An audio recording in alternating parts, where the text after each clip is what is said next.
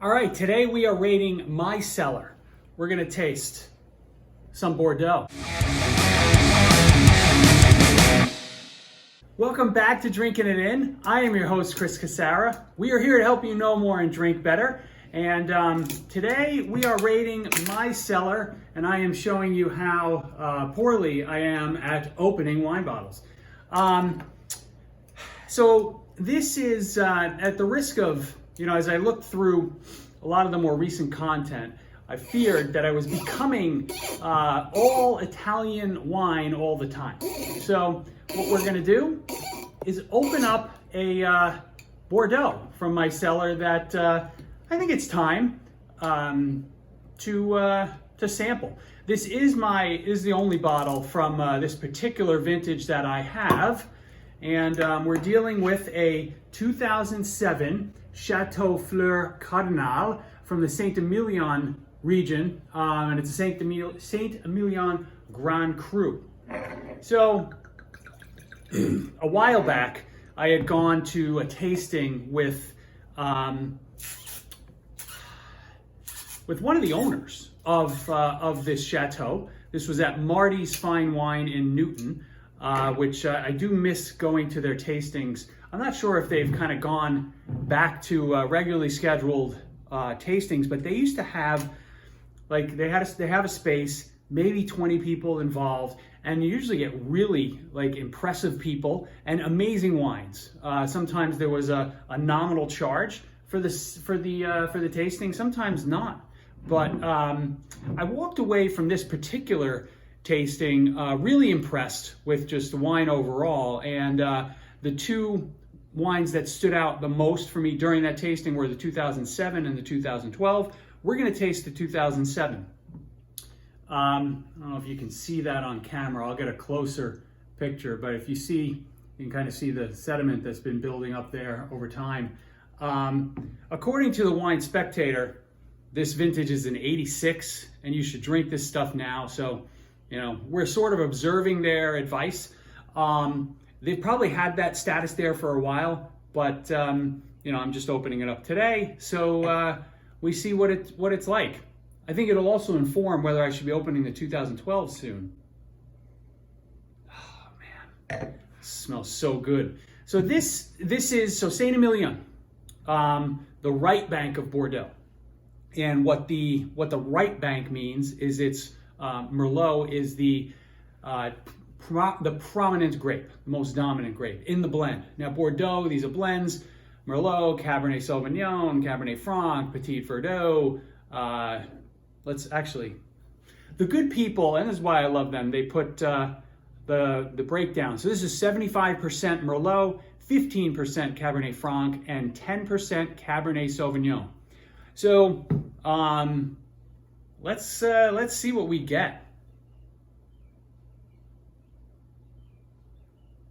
So this nose is actually reminiscent of a Napa Cabernet, which is odd because it's mostly Merlot. There's almost like a warmth to this wine. There are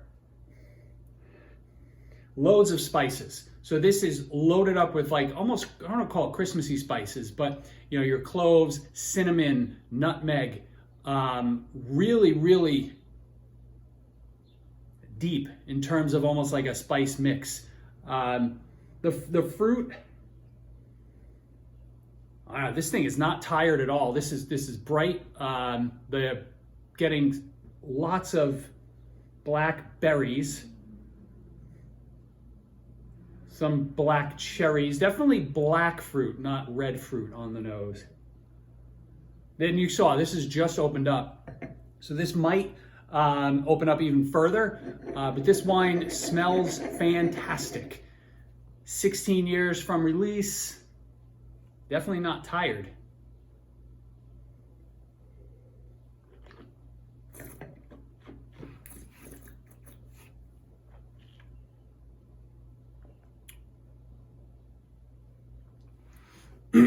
Still plenty of tannins, although not overbearing. 13.5% alcohol, not heavy at all. This just glides right over your palate. It's a very elegant wine. And so on the palate, it's all fruit. So I don't get any of those spice notes that were present. There's a little vanilla coming up in the bringing up the rear. A little vanilla in the caboose.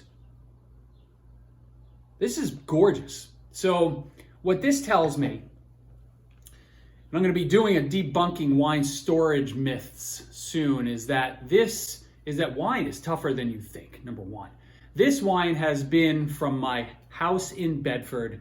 It's been transported to a wine locker in Washington, D.C., which was then transported up to Providence in a less than ideal locker for wine storage for a year. And now it's been up on my shelf here, kind of in the middle, stored at 70 degrees for the last almost 2 years.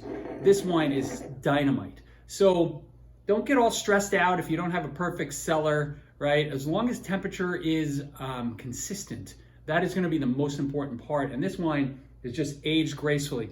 I would think, so if I actually have a Magnum of, I'm not sure whether it's the 2007 or 2012. I'm going to have to check that out.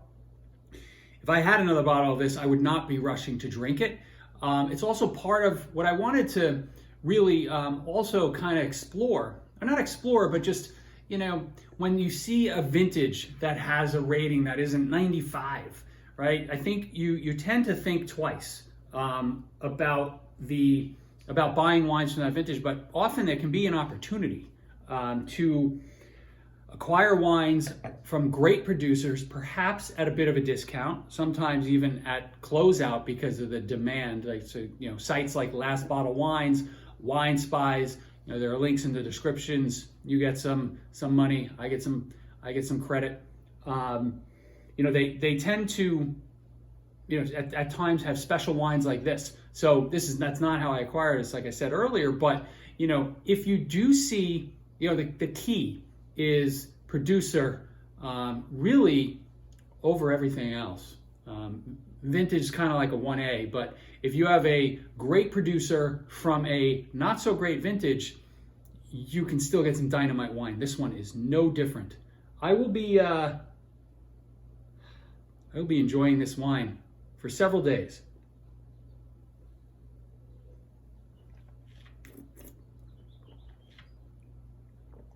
This would be beautiful if only I were at the Capitol Grill eating a steak right now. Hey, I hope you've enjoyed this video. Naturally, if you see a Chateau Fleur Cardinale, you can buy on the blind with reckless abandon. Fantastic wines. This one's great.